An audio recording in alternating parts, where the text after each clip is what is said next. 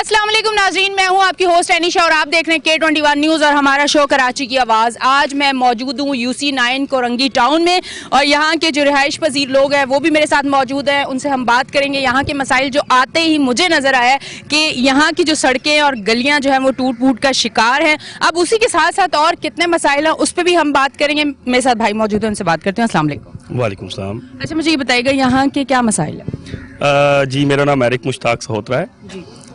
PTI Tehreek Insaf minority wing से मेरा ताल्लुक़ है। ठीक है। तो हम लोग यहाँ पे ही पले बड़े, यहाँ पे ही पैदा हुए और जब से हम देख रहे हैं ये इस इलाके का ख़ास तौर पे कोई पुरसाने हाल नहीं है। पानी की प्रॉब्लम्स यहाँ पे हैं।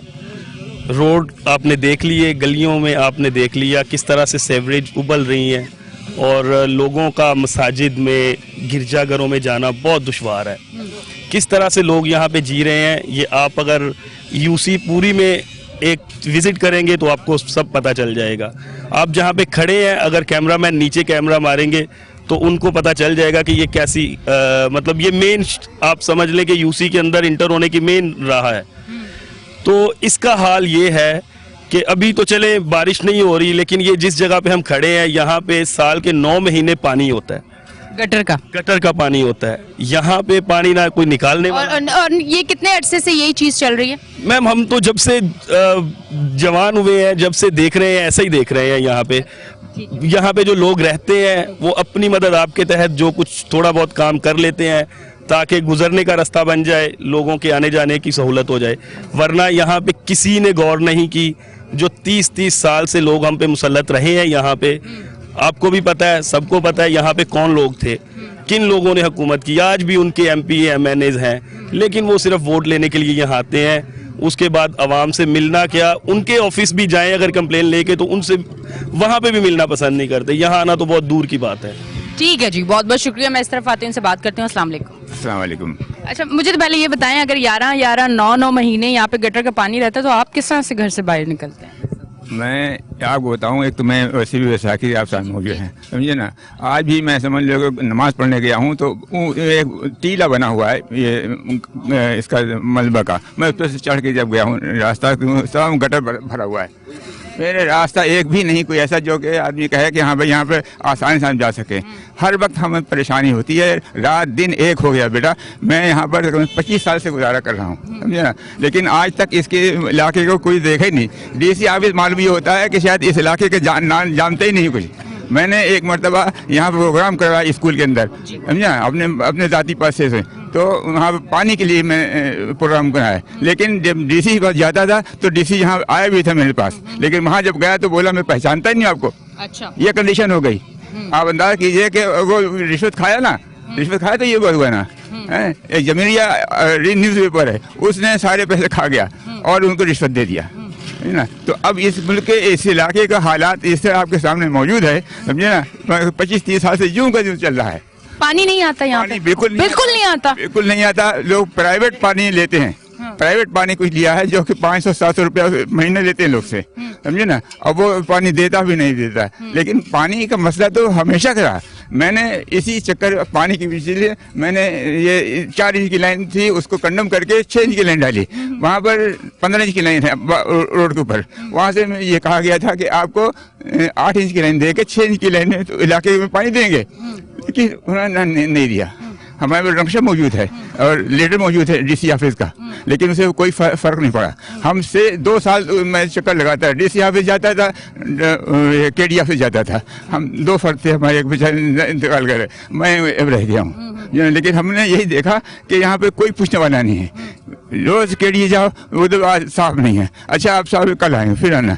हम लोग 1 2 साल बेटा हम इस तरीके से वहाँ परेशान रहे, कोई भी मसला नहीं। हर एक को ये मैं अभी पिछले हफ्ते में गिर पड़ा इसी चक्कर में कि मुझे लोगों ने उठाया, मुझे कभी और हूँ, समझे ना। पत्थर के टीले बने हुए यहाँ पर, समझे ना। तो हम तो ये देखते हैं मायूस हो गए कि अब यहाँ कोई पूछने वाला नहीं है। इससे आगे वो जानते ही नहीं कि ये DC9 का इलाका है ना, और ये सेक्टर है, इसको नहीं आता। सारा इलाका पानी ऊपर से नीचे आ जाता है, कोई पूछने वाला नहीं है ना। 1 दिन 2 दिन रहता है, बाकी के बाद वही हाल हो जाता है। तो हम मायूसी की हालत होगी बेटा। कौन हमारा देखने वाला है, किसको हम बताएं इस बात को। समझे ना। हम तो सख्त परेशान हैं इस बात पे, हमें मना कर दे आप मत जाओ, मैंने कहा नहीं भाई जाना पड़ेगा, हमें बहुत से काम करने पड़ेंगे। अगर हम हिम्मत नहीं हारेंगे, हिम्मत हार जाएंगे तो फिर कुछ नहीं हो सकता। बिल्कुल। अच्छा, एक चीज है, कराची वालों को पानी भी नहीं मिलता, कराची वालों को गैस भी नहीं मिलता, कराची वालों को लाइट भी नहीं मिलती, कराची वाले की सड़कें भी टूटी हुई है, गलियां भी टूटी हुई है। कराची वालों को सिर्फ मिलता है तो बाहर निकलो, पिस्टल रख के आपकी चीजें छीन के ले जाते हैं। कराची वालों को मिल क्या रहा है? और जब मैं इंटरव्यूज करती हूँ कराची में जो भी रहेगा, ये बात जो मुझे सुनने को अब बहुत ज्यादा मिल रही है कि गैर मुकामियों के जाके आप इंटरव्यूज करती हैं और आप बात कराची की करती हैं, तो एक बात मैं बता दूं, कराची किसी का नहीं है, जो चाहे यहाँ पे रह सकता है। कराची हम सबका है, हम ये नहीं कहेंगे कि कराची मेरा है और कराची इसका नहीं है। तो कोई भी आके ये बातें मुझसे ना करे या मेरी वीडियोस के नीचे, मेरे शोज के नीचे आके जिस तरह की आप लैंग्वेज यूज करते हैं कि कराची के लोगों के, तो आप बात ही नहीं करती। मैं बात करती हूँ जो कराची में है वो कराची वाला ही है, मेरे लिए वो कराची वाला है। मेरे अंदर वो ये वाली चीज मैं ये सोचती ही नहीं हूँ। हम सब पाकिस्तानी है। अगर हम आज कहें कि कराची उनका है, लाहौर उनका, पेशावर उनका है,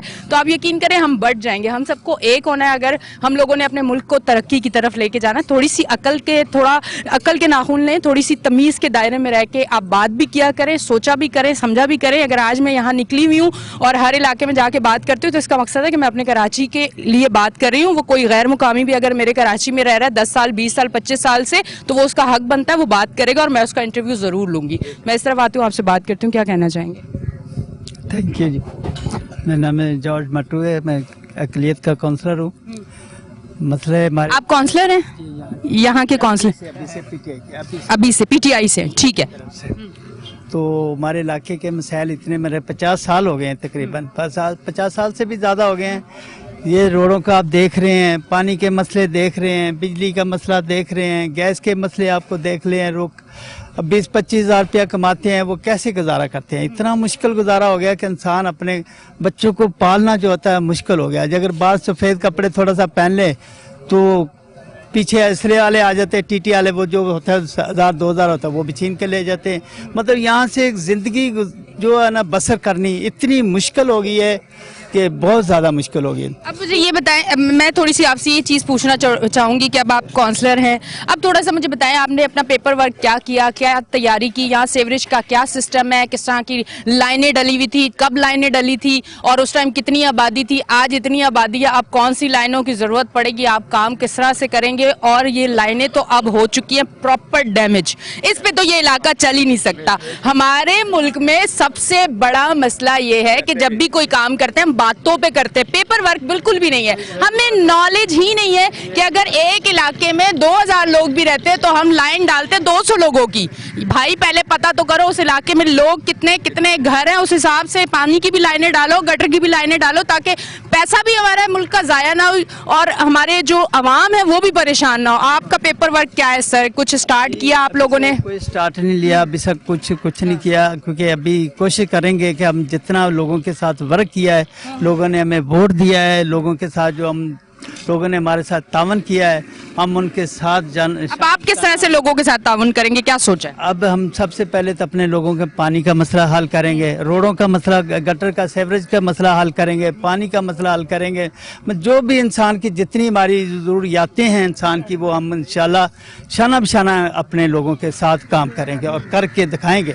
क्योंकि अच्छा, यहाँ कितने इंच की पानी की लाइन होनी चाहिए इस आबादी को देख के? आपका क्या एक अपना तजर्बा कहता है? हमारा तो यह जो लाइन पानी की चल रही है ना, अभी 16 इंच की लाइन चल रही है। कोई यहाँ तो जो 4 इंची की लाइन होती है पानी, लोग आप समझते हैं इतनी आबादी के लिए ये बेहतर है? बेहतर है, पानी बहुत होना चाहिए, पानी फिर पूरा आ सकता है, इंसान को मिल सकेगा।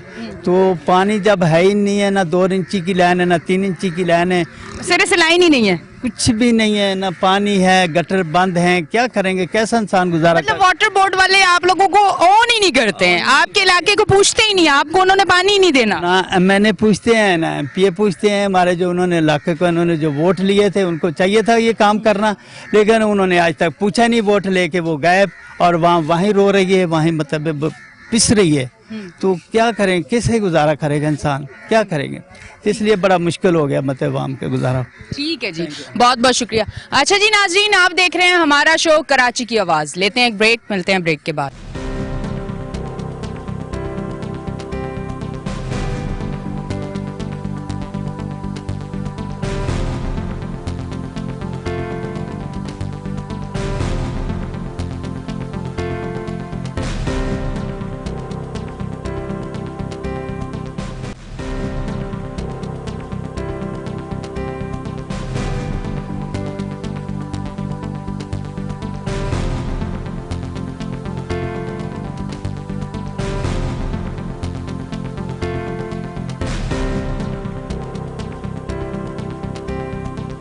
वेलकम बैक जी नाजरीन, हम ब्रेक से वापस आ चुके हैं और आप देख रहे हैं हमारा शो कराची की आवाज़। यहाँ मेरे साथ अम्मा मौजूद है, उनसे बात करते हैं। अस्सलाम वालेकुम। वालेकुम सलाम। बेटा बात यह है, ना गैस है ना बत्ती किसी वेले आंदी है, किसी वेले नहीं आंदी।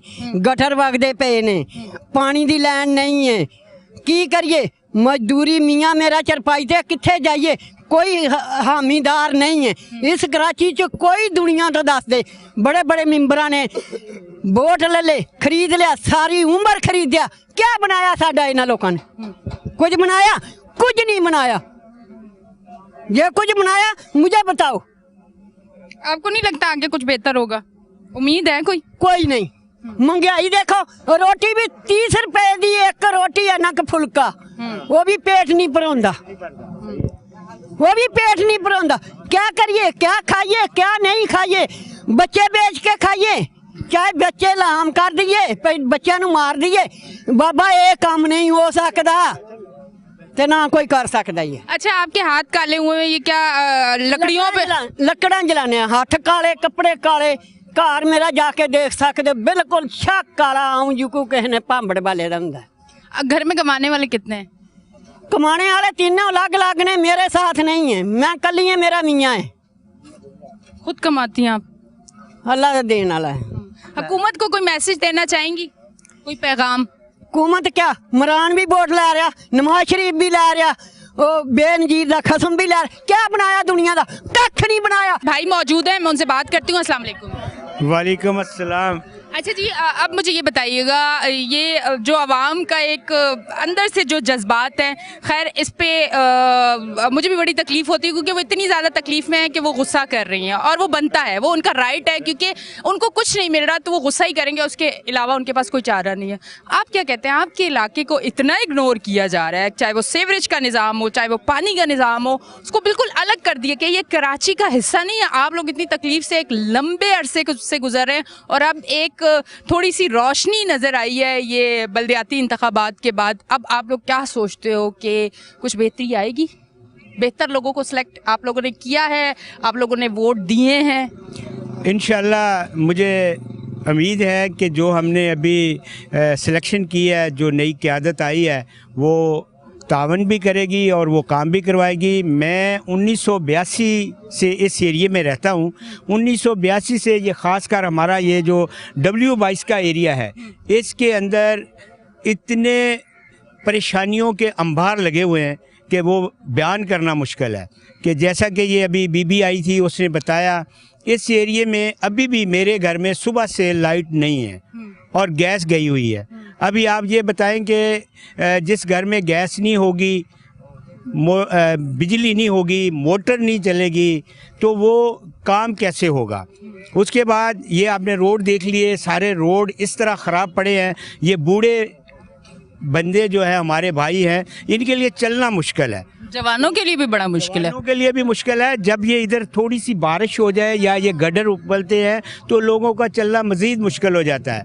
तो मेरी अरबाब इख्तियार से अपील है कि वो इस एरिए को की तरफ तवज्जो दे और प्रायोरिटी के साथ इस पे काम किया जाए, और इसका सेवरेज सिस्टम और इसकी इंफ्रास्ट्रक्चर और इसका हमारा ये जो बुनियादी मेडिकल का सिस्टम है, इसको अपग्रेड किया जाए, और ये स्कूलों को अपग्रेड किया जाए, और ये जो रोड है हमारे, इनको बनाया जाए, तो ये कुछ बेहतरी आ सकती है। अगर पानी की इतनी प्रॉब्लम है कि पानी यहाँ पे जैसा कि वो है कि हर बंदा टैंकी मोटरसाइकिल पे जो आती है 1000 रुपये की मिलती है।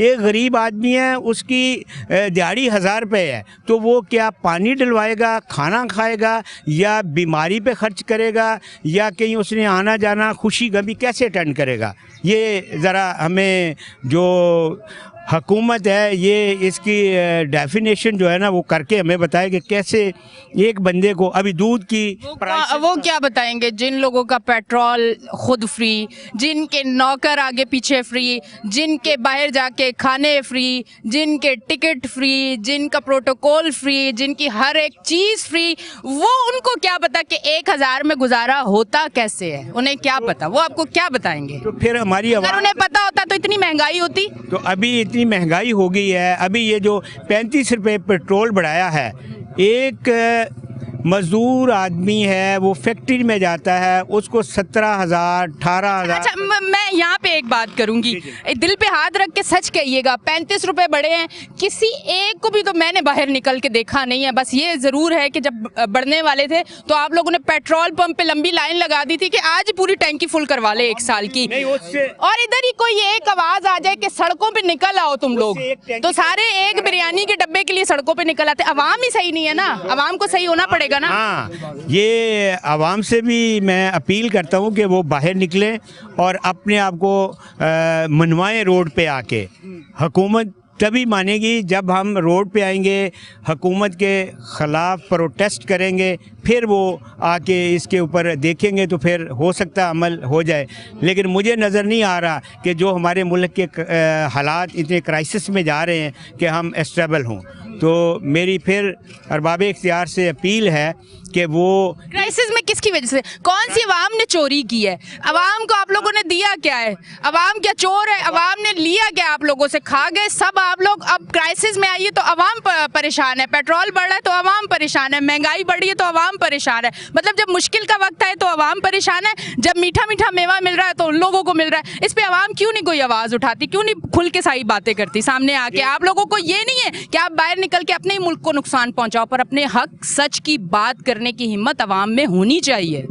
अब जो आपने ये बात की है प्रोटेस्ट के लिए तो वो बंदा बाहर निकलेगा कि उसको पता है शाम को मेरा चूल्हा ही नहीं जलेगा, वो जाएगा नहीं, ठेला नहीं लगाएगा, मजदूरी पे नहीं जाएगा, तो उसका घर कैसे चलेगा? उसको तो कोई नहीं देगा, हुकूमत तो नहीं देती, या कोई उसको ला के शाम को उसको पता है कि मुझे तो मिल जाना है तो मैं बाहर रोड पे आऊँ, तो इसलिए वो बेचारा मजबूर। वो 4 दिन की भूख बेहतर है सारी उम्र के रोने से।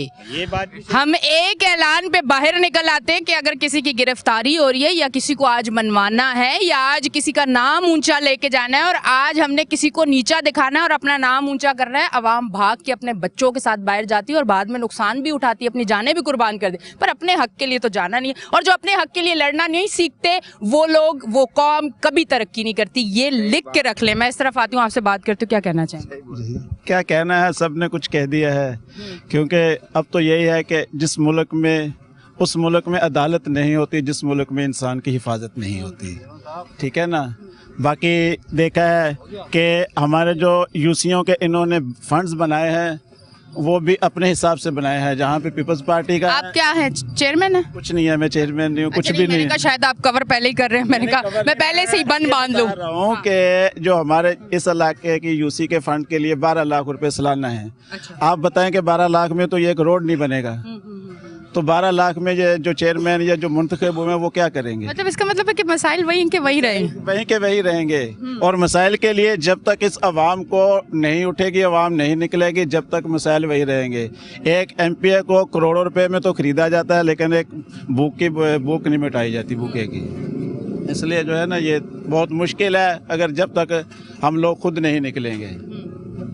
बेहतरी नजर आ रही है आगे? बेहतरी इंशाल्लाह आएगी, लेकिन ये है कि थोड़ा सा अभी और इनको अवाम को जो है ना, हमने इस कदर बना दिया है कि आपने सिर्फ रोटी के लिए निकलना है अपने घर से। अब वो जब देखता है पीछे 6 बच्चे हैं ना, तो वह एहतजाज के लिए नहीं। अच्छा ये बताएं आपको क्या जो निकलते हैं ना, अब कहते हैं कि भी उसकी गिरफ्तारी के लिए, ये तो चाहे वही लोग हैं जिनका ये मफाद है, वो अपने मफाद के लिए निकलते हैं, वो लीडर के लिए या किसी के लिए नहीं निकलते, उनका अपना मफाद है।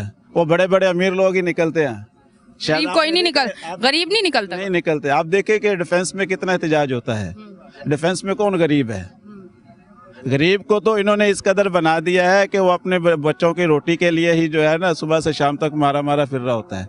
वो एहतजाज के लिए क्या निकलेगा? तो फिर आगे रोटी भी कमाने की जब बिल्कुल वो हो जाएगा ना, बिल्कुल हो जाएगा, तो फिर एकदम ये लावा पकेगा इंशाल्लाह, और फिर इसको जो है ना बहा के ले जाएगा। अच्छा, कहने का मकसद ये है कि मेरी बात करने का मकसद ये है कि आपने बाहर निकल के नुकसान नहीं किसी को पहुंचाना, पर आपने अपनी बात ज़रूर रखनी है आगे। आपने बताना ज़रूर है कि अवाम को शऊर आ चुका है, अवाम समझ चुकी है, अवाम को अब उसके हक चाहिए चाहे कुछ भी हो जाए। उसका मकसद ये नहीं है कि आप बाहर निकल के अपने मुल्क को, अपने शहर को या लोगों को नुकसान पहुँचाएँ। लेते हैं ब्रेक, मिलते हैं ब्रेक के बाद।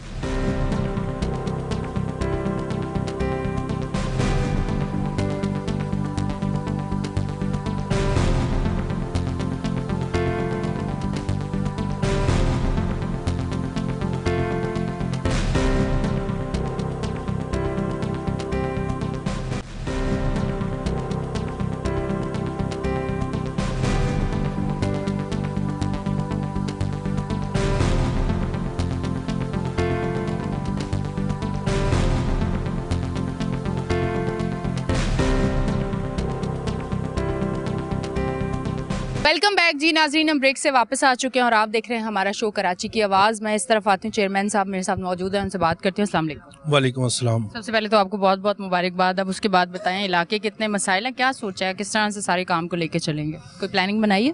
जी, पहले तो आपका भी शुक्रिया कि आप आए हैं और आपने ये कवरेज कर रहे हैं। उसके बाद मैं आवाम का शुक्रिया अदा करता हूँ। अच्छा, आप तहरीक इंसाफ से हैं, धांधली नहीं हुई ना आप? जी अच्छा, जीत गए हैं भाई। मैं यही बात कर रही हूँ कि जहाँ जीतते हैं वहाँ नज़र आते हैं, जहाँ जो जीतेगा वो नज़र आएगा। हर बार धांधली नहीं होती, इसको माने। अच्छा चले ठीक है, वहीं से कंटिन्यू। अच्छा, और आवाम का शुक्र अदा करते हैं कि उन्होंने हमें मुंतखब किया है और इस मायूस कुन टाइम में उनको हमारे ऊपर बहुत सारी उम्मीदें वाबस्ता हैं और हम ये कोशिश करेंगे, क्योंकि कुछ चीज़ें ऐसी हैं कि जिनको हम अपनी ज़ाती जदोजहद से इंशाल्लाह ठीक करेंगे। और अगर हुकूमत ने या ये सूबाई हुकूमत ने कोई रोड़े नहीं अटकाए तो फिर इंशाल्लाह हम पूरे तरीके से आवाम की खिदमत करेंगे। किस तरह के रोड़े, मैं समझ नहीं पाई।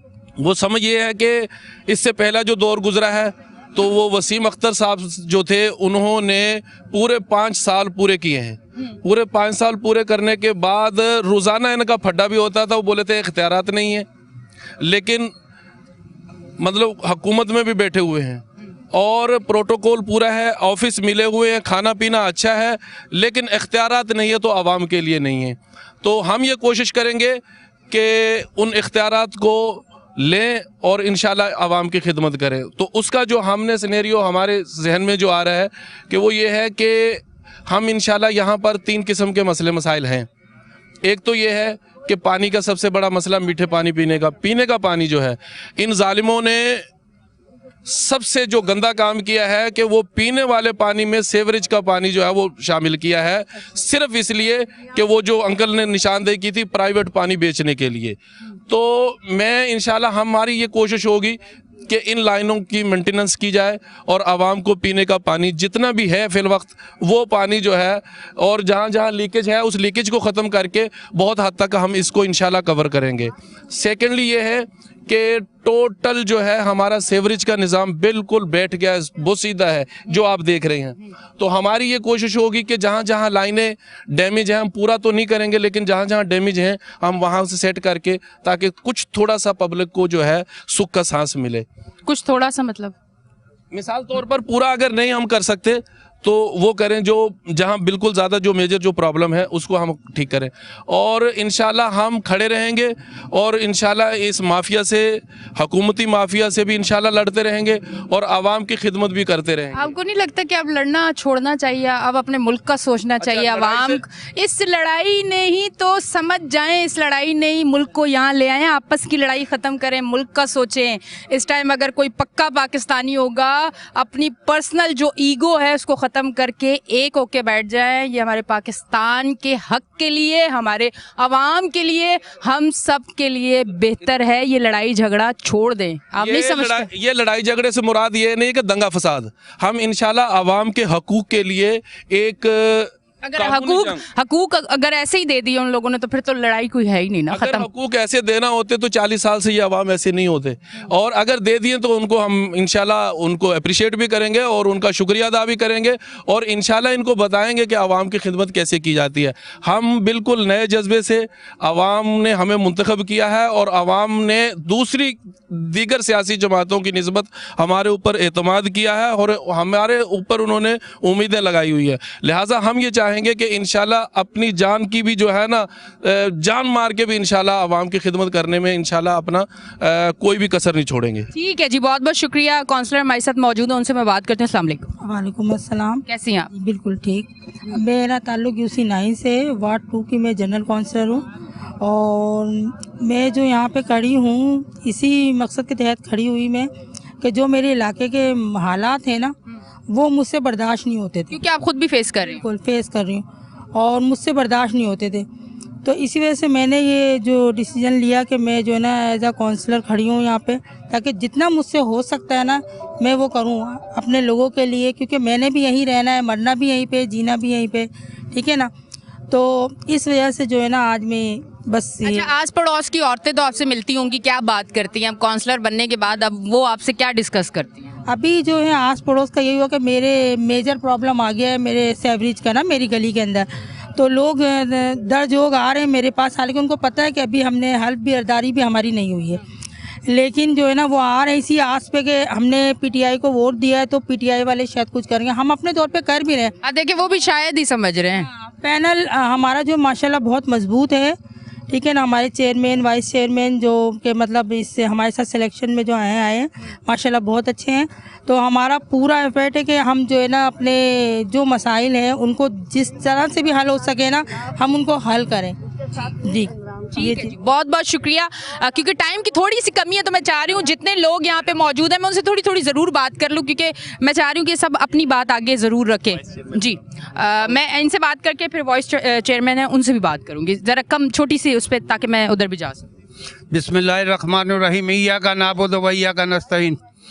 मेरी तमाम लोगों से, तमाम पाकिस्तानी हुक्मरानों से, तमाम सियासतदानों से अपील है कि आप लोग, जब हमारा पाकिस्तान बना था तो एक ला इलाहा इल्लल्लाह मोहम्मद रसूलुल्लाह का झंडा लेकर आए थे, तो सब झंडे ख़त्म करके एक झंडा इख्तियार करें और एक ही झंडे के ऊपर क्या नाम है कायनात करें, समझे ना। ला इलाहा इल्लल्लाह मोहम्मद रसूलुल्लाह, इससे बढ़ के दुनिया में कुछ नहीं है। बेशक, बहुत बहुत शुक्रिया, बहुत बहुत शुक्रिया। मैं थोड़ा इस तरफ आऊँगी, इनसे बात करूँगी। अस्सलाम वालेकुम सर।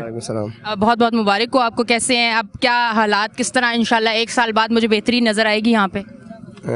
बिस्मिल्लाहिर्रहमानिर्रहीम। सबसे पहले मैं आपके 21 चैनल का मैं वो करता हूँ, शुक्रिया अदा करता हूँ कि आप लोगों ने हमारे UC9 कोलंगी डिस्ट्रिक्ट का विज़िट किया। और सबसे पहले मैं इन लोगों का भी शुक्रिया अदा करता हूँ कि ये लोग जो जमा हुए हैं जिनके मसाइल है। मसला ये है कि ये हमारा UC जो है तकरीबन 35-40 साल से मसाइल का शिकार है और महरूमियों का शिकार है। आप ये पसमंदा UC है, बजाय इसके कि जितने भी यहाँ दीगर पार्टियों के उम्मीदवारान हैं, जिनके MNA MPA councillor chairman vice chairman, तकरीबन पूरी कैबिनेट आई है और 30-35 साल से आज तक इन लोगों ने इस बुनियादी मसाइल जो आवाम के हकूक़ और बुनियादी मसाइल है इस पर कोई तवज्जो नहीं दी। आज पाकिस्तान जिस हालत में है, मैं कहता हूँ कि पाकिस्तान कोई इस हालत में नहीं होना चाहिए। अगर है तो ये है कि हमारा कोई रिज़ल्ट नहीं है। जितने भी पाकिस्तान के सियासी पार्टियां हैं, जो भी है, इस वक्त पाकिस्तान जिस महरूमियों का शिकार है, इस इलाके के आप देख लो, हाल देख रहे हो कि रोड पर जो है टूट का शिकार है। यहाँ सीवरेज का पानी का कोई निज़ाम नहीं है, यहाँ पानी के पीने का पानी का कोई निज़ाम नहीं है। दीगर जो भी है हमारे यहाँ, हमारी सरकारी डिस्पेंसरी है जो सामने आपके है, इसमें जो है मेडिसिन का और डॉक्टरों की किल्लत है। हमारे स्कूल है जो गवर्नमेंट के स्कूल है वो टूट का और तालीम का मियार ना होने के वो है। आज हमारे इलाके में जो नौजवान है वो ड्रग माफिया के हाथ यरगमाल है। हमारे इलाके में मनशियात का बेतहाशा ऐसा ही कोई गुलाम जो है ख़रीद व फरोख्त हो रही है, जिसके वजह से हमारे नौजवान यंग जनरेशन है वो तबाह और बर्बाद हो रही है। मैं वक्त हुकाम से ये अपील करना चाहता हूँ, इस वक्त पाकिस्तान जिसकी एक आम आदमी की 25-30 हज़ार सैलरी है, वो 25-30 हज़ार सैलरी में अपने घर का रेंट अदा करेगा या अपने बच्चों को पढ़ाएगा या अपने रोज़मर्रा के मामलात को हल करेगा। तो मैं इस बात पे बेसिकली मैं ख़ास के हुकूमत ख़ास से ये वो करता हूँ कि अपील करता हूँ कि पाकिस्तान पाकिस्तान के लिए जिन कौमों ने और हमारे आबा अजदाद ने जितनी कुर्बानी दी वो इसलिए नहीं दी कि पाकिस्तान एक रेप माफिया के अगेंस्ट उनके हाथ यरगमाल हो और पाकिस्तान इस नेज पे पहुँचे। पाकिस्तान वाहिद एक मुल्क है 56 मुसलमान ममालिक में जो एक एटमी ताकत है और दुनिया के मुसलमान मुल्क की नज़रें पाकिस्तान की तरफ होती है कि पाकिस्तान एक दुनिया के ताकतवर मुल्कों को क्या मैसेज देगा और क्या जवाब देगा। अगर पाकिस्तान एक ताकतवर मुल्क हो कि इसकी ये हालत है तो उनकी नज़रें किस तरफ जाएंगी। ठीक है जी, बहुत बहुत शुक्रिया। अब मैं इस तरफ आती हूँ, इनसे बात करती हूँ। अस्सलाम वालेकुम, क्या कहना चाहेंगे? जी मैं कुछ नहीं, ये जो मसाइल हैं ये आप देख रही हैं कि सेवरेज का मसला, पानी का मसला, रोड का मसला, एजुकेशन का मसला, सारे मसाइल हैं। तो इंशाल्लाह आने वाले जो हमारे चेयरमैन और नायब चेयरमैन और काउंसलर जो हमारे साथी हैं, अगर उनको सही तरह ये बजट देंगे तो इंशाल्लाह ये सारे मसाइल से इंशाल्लाह हम निजात दिलाएंगे। ठीक है जी, बहुत बहुत शुक्रिया। अच्छा जी नाजरीन, आप देख रहे थे हमारा शो कराची की आवाज़, और कराची की आवाज़ में यहाँ बहुत सारे लोगों से हमारी बात हुई।